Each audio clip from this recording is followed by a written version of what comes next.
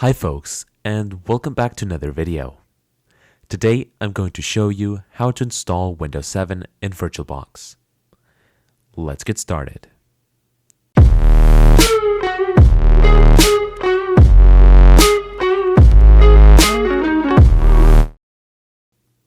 To be noted, this video is for educational purposes only. I do not recommend using Windows 7 with sensitive information, dealing it on a computer as it is out of support and it no longer receives updates. Windows 7 is no longer secure and Windows 10 should be used instead, as it is up to date with all the security information and it has the same minimum requirements. Also, Windows 10 can run most if not all software that Windows 7 can run. Normally, I do not agree with piracy, but I think that no damage is done to Microsoft as Windows 7 is no longer a product they commercialize, and it is no longer supported by the company. So, let's get started and actually install Windows 7. First of all, you will need to have VirtualBox installed. If you do not have it installed, use the link in the description to download VirtualBox from virtualbox.org. The link will be on this website, virtualbox.org, and all you need to do is click the blue download button. Then it's just a simple process of clicking next, because this is just a typical Windows installer. There's nothing to it. Also, you will need this ISO file that I will link in the description. If the link is no longer available, please leave a comment and I will try to actually keep these links up to date with this ISO so you can download it. So let's actually start creating the virtual machine in order to install Windows 7 and get everything running. So we're going to click on New, and then we need to name our virtual machine. So we're going to choose Windows 7 for this one.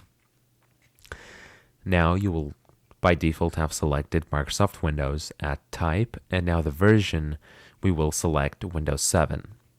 You have to decide whether you want a 32-bit machine or a 64-bit machine. I will choose a 64-bit machine. You can choose whichever of the two you want and click Next. Now it's time to select the amount of RAM that will be allocated to the virtual machine. I do recommend allocating at least 2 gigabytes. If I know right, for 32-bit, that is 1 gigabyte. And if I'm not wrong, that's actually also the requirement. So we're going to go back to 64-bit. And I do recommend you to select double the recommended memory. Of course, granted that you stay in the green area, right? So you stay in the green area. I will select 4 gigabytes, that is 4096 megabytes, and this should do it for the virtual machine. So we're going to click Next, and now it's time to create a virtual hard disk.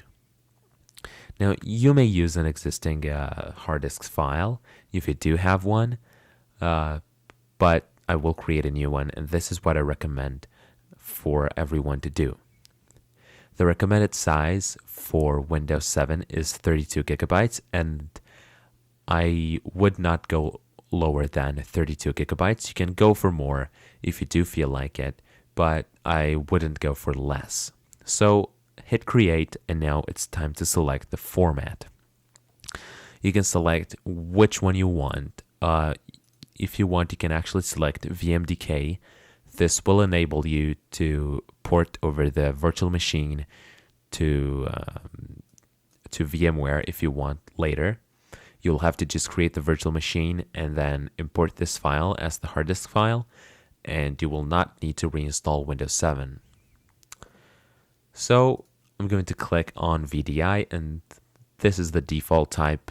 Everybody can use this, and hit Next. Now, here you also may click whichever you want. I will try to briefly explain which one does what and how it might advantage you to select one over the other. So, first of all, dynamically allocated is is a way to create your virtual hard disk that is very fast to create. It will create instantly. And its benefit is that it doesn't use all of the space allocated. So for instance, I will create a 32 gigabyte virtual hard drive, but this file will only take the amount that I occupy in that virtual hard drive on my physical drive. So for instance, I will create a 32 gigabyte dynamically allocated drive for this virtual machine, and I will only use 10 gigabytes in the virtual hard drive. That means only 10 gigabytes will be used on my physical drive. Whilst a fixed size drive, which I'm going to use, is faster when accessing files, so when you're using it, but it takes longer to create. So it will not create it instantly, we'll have to wait. And its benefit is that it is faster. Now note, a fixed size drive will take the exact size on our hard disk as we allocate it. So I will create a 32 gigabyte drive. That means it will take 32 gigabytes on my partition, no matter how much I fill this one up. So we're going to go for fixed size because it is faster. And I'm going to select 32 gigabytes. I'm going to leave it default. Again, I wouldn't go lower. And I'm actually going to move this in this folder, virtual machine storage, on another drive, because I don't think I have enough space on C drive, the default location, to actually save it. So we're going to hit create, and now it will take some time to create this virtual hard drive, but in my experience, it was faster while using it. You might not experience a difference, but you can choose whichever you like. So I'll be back when this is done. I'll fast forward through this, and then we will change some settings in the virtual machine. Okay, now that the virtual machine was created, it's time to change some settings. So we're going to select the virtual machine and go to settings. We're going to go to system. I'm going to disable floppy from the boot order. I'm going to go to the processor and add one more core. Go to display settings, enable 3D acceleration, and max out the VRAM. I'll go to storage, go to the optical drive, and select the ISO. You can also do here by choose a disk file, and you can choose the ISO, and you're going to choose the one you downloaded using the links in the description. The audio is just normal, just Windows Direct Sound and Intel HD audio. In terms of USB, I selected USB 2.0. You can select any option that you have available. You might only have available this option. To get USB 2.0 and USB 3.0, you will need to install the VirtualBox editions, the VirtualBox extension. You can download it from VirtualBox website. This video isn't about this.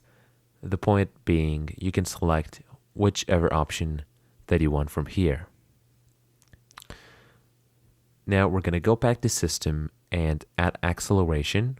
We're going to have this enabled and leave this to default. Note that you will need to have virtualization enabled in your motherboard's BIOS in order to enable this. And with the settings done, it's time to start the virtual machine. But before that, check out this video's sponsor.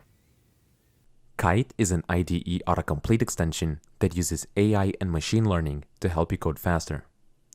It supports most major IDEs and programming languages, so no matter your workspace, it should integrate without the need of additional changes.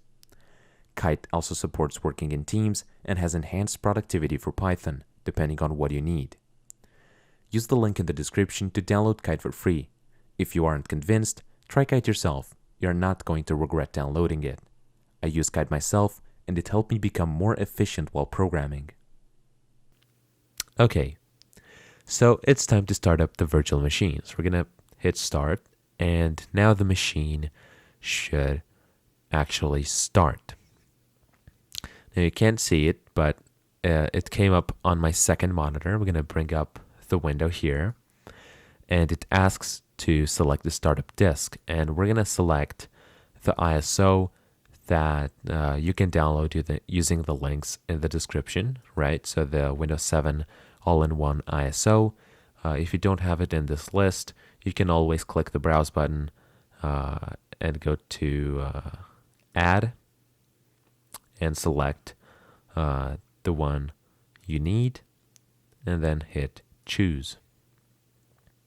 With that done, I'm going to click start, and I'm going to bring the second window that popped up from the second monitor over here, and we get straight to Windows 7 setup.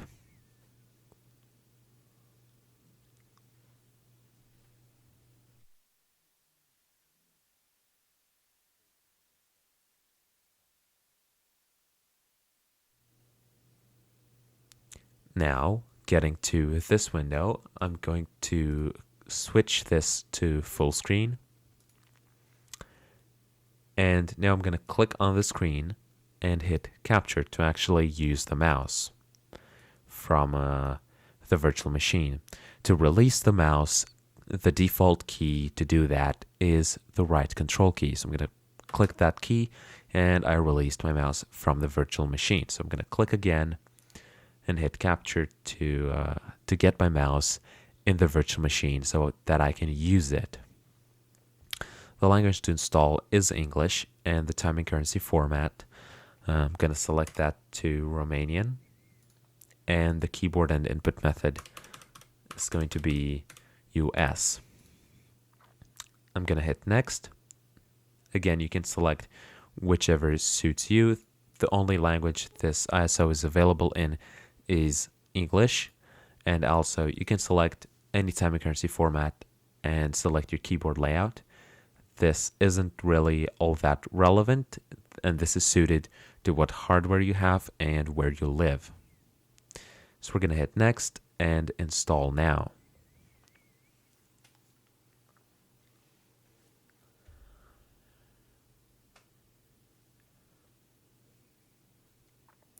Now, what we have to do is select a version of Windows that we want to install. If you have a 32-bit virtual machine, which is selected in the beginning, you will need to select any of the options that have x86. If you did select a 64-bit machine, you will need to select any of the x64 options. Because I selected a 64-bit machine, I'll have to select one of these options. I will select Windows 7 Professional. Again, you can select which one of the options you want from here. And I'm going to hit next, accept the license terms and hit next, click to custom, and now we have the unallocated virtual hard drive. So I'm going to refresh this list, and this virtual hard drive that we created is unallocated, so it's completely empty. We're going to hit the drive options, and now we need to create a partition where Windows 7 is going to be installed. So we're going to hit new. I'm going to leave it to the default maxed out size and hit apply. Now it will notice me that it needs additional partitions, and I'm going to hit OK.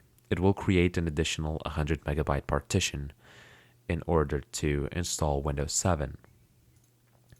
At this point, you can select the 32 gigabyte partition and hit next, or you could just format them a sort of a preventive measure, even though you don't really need, as these were already empty. We just created them. But you can do that, and I'm going to do that. And now we're going to hit next. and installation will start. From this point on, we just have to wait. I'm going to switch to fast forwarding.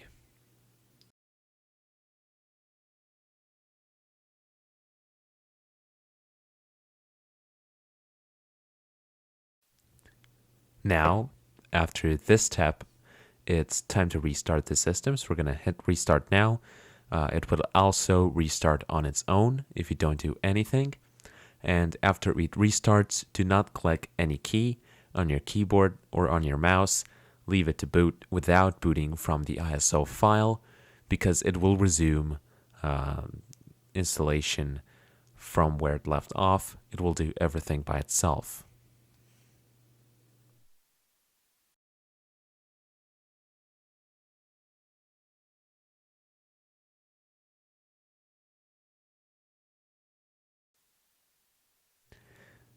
Now the machine will restart again. Again, we do not need to click any key on the keyboard or on the mouse, and Windows will resume setup by its own.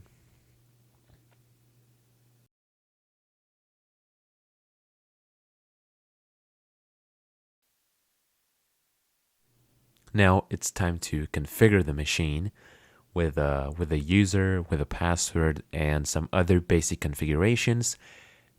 And after that, we will need to start installing drivers and activating Windows. So we're gonna start typing a username. We're gonna hit next. We can skip typing a password right now. If you want, you can set up a password and a hint. I'm not going to do that. Now, when you reach the product key pop-up, click skip. Here you can do whatever you want. I'm going to hit install important updates only. Set up your time zone. This one is good for me. Hit next. And select the kind of network. I do suggest selecting home network. If you're in a virtual machine, it's not going to hurt with anything, because the host OS will take care of everything that needs to be taken care of.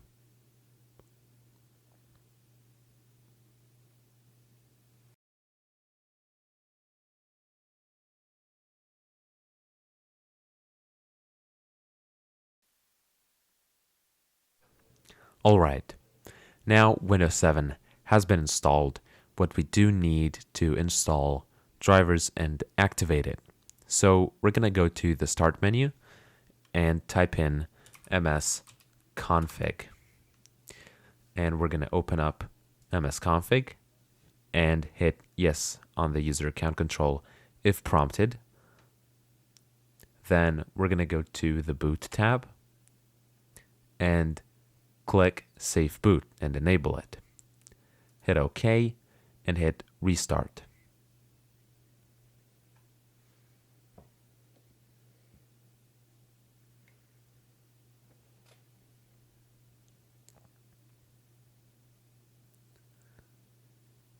Again, we're not going to click anything, and actually I'm going to go to Devices, Optical Drives, and remove the disk. That way we will not get prompted again when powering up the virtual machine.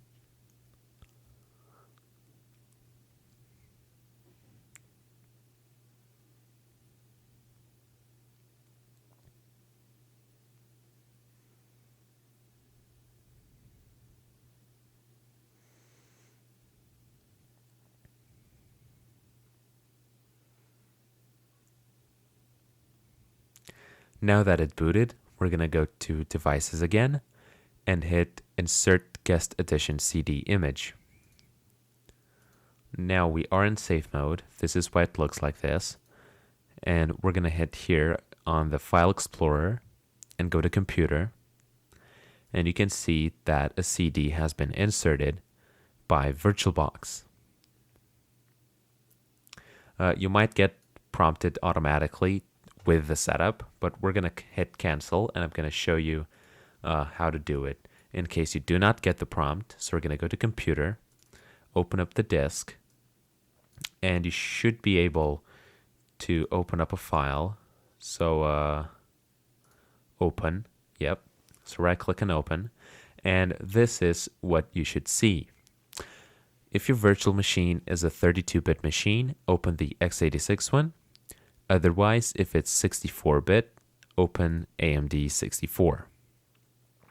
You might have to click yes on the user account control if you have set up a password. Hit next. Hit next. Make sure that all boxes are ticked and hit install.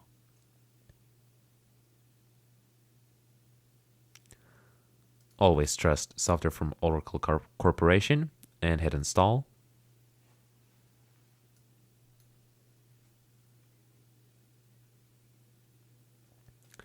Now that this is completed, we're going to hit on I want to manually reboot later and hit finish. Open up the start menu again, type in msconfig. Open it up again, go to boot and disable safe boot. Hit OK and restart.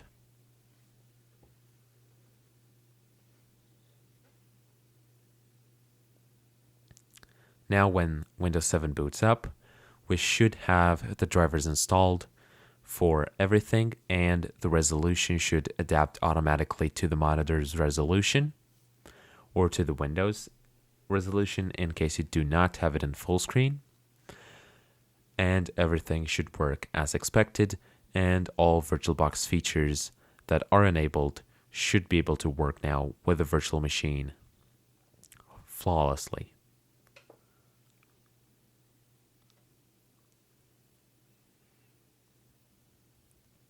And as you can see, it automatically adapted the resolution to my monitor.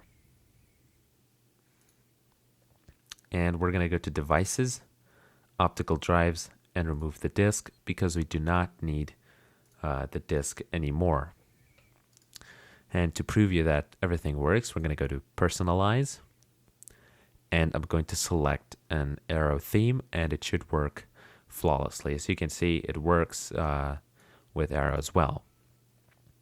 Now it's time to activate Windows, because if we're going to go to computer, you'll be able to see that it says 3 days until automatic activation. So the way to do that is we're going to go firstly to Internet Explorer. This is the only one we have. And because Internet Explorer is not really that good, since it's also Internet Explorer 8, it's actually going to be more of a burden than a helper. We're going to go to google.com, and we're going to download another browser. You can download Google Chrome, you can download Firefox, you can download Opera, whatever you feel like. I'm going to download Firefox.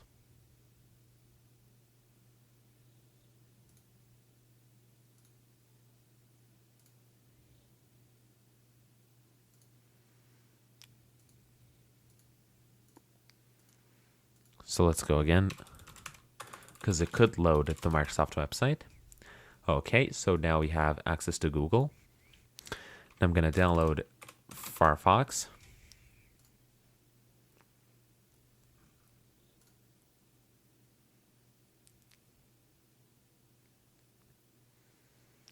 And in the new window that opens up, I'm going to hit Run to run the installer.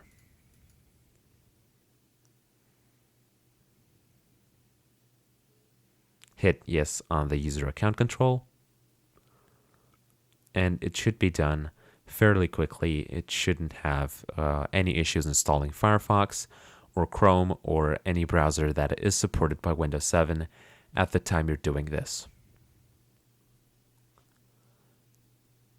In my opinion, Firefox is your safest bet because it has support for most operating systems. and it also is very light in terms of RAM, which is ideal on virtual machines, especially if you have lower amounts of RAM.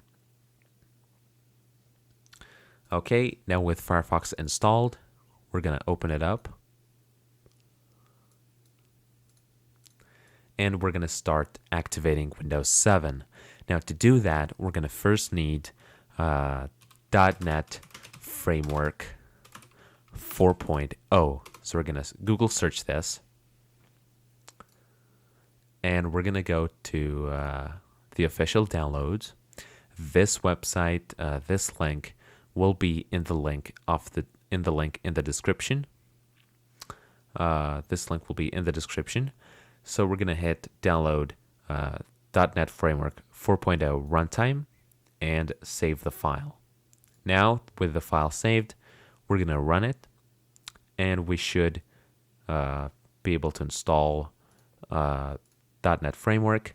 And with that installed, we will be able to activate Windows with an activator that I have tested before recording this video. Now that we installed .NET Framework, it's time to activate Windows. So we're going to go to mrkmspico.com.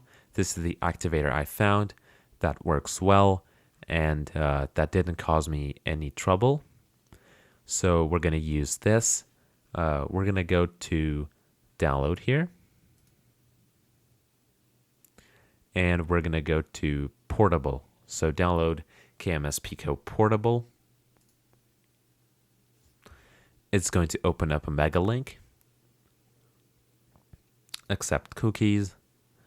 And then here you can see we have multiple files. We have some links, some readmes, a setup. And the one we're interested in is the portable version. So we're going to go to this and hit download. It's going to start downloading. And meanwhile, we're going to go and download WinRAR. These links will be in the description of the video. If a link goes down, please put it in the description, and I'll try to fix everything so there isn't any trouble. So now it's going to download KMS Pico. We're going to go to save it, hit OK, and it's going to download it. And we're going to need WinRAR to open it. So I'm going to put this link again in the description. But it's very simple. It's win-rar.com. We're going to hit the blue download button and download. Now, if you do have a 32-bit version, you might consider downloading the 32-bit version. To do that, you just click this little link down, and you're going to download the 32-bit version because you cannot run 64-bit programs on a 32-bit machine. I'm going to close Firefox because everything is downloaded. We're going to start by installing WinRAR, which is just a very simple process. And now we're going to open up this archive for the activator. Here is the folder inside it. We're going to drag and drop it to the desktop. We're going to open this up, and then we're going to run AutoPico.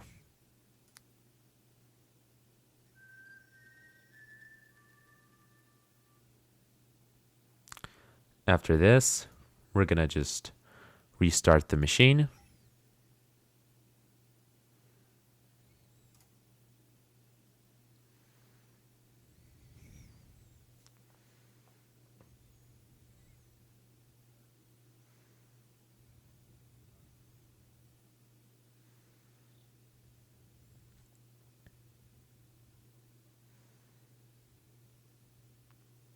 And now Windows should be activated.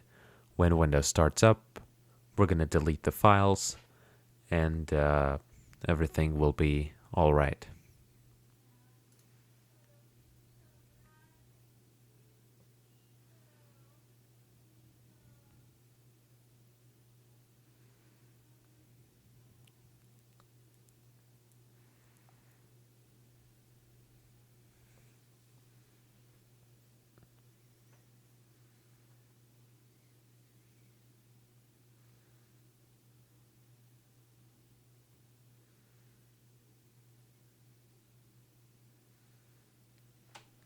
Okay, so now the virtual machine starts up.